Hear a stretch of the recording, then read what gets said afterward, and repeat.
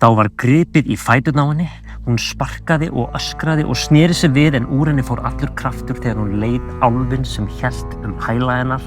Hann var þakinn blóði sem hafði þegar harðnað utan á honum eins og þunn skel. Álfareiðin hrollvekja huldufólk. Og hér segir frá 3 mennskælingum sem að vinna skólaverkefni álfa og huldufólk og þau fara í vettvangsferð út á land. Í lítið þorp sem að enginn virðist leggja leið sína lengur til en allt í einu orðið svona vinsæll ferðamannastaður. Og því fylgir athygli sem að þorpsbúarnir vilja helst ekki fá af því að það eru alls konar leyndarmál í þessu þorpi sem tengjast furðuverum og dýrhræðum.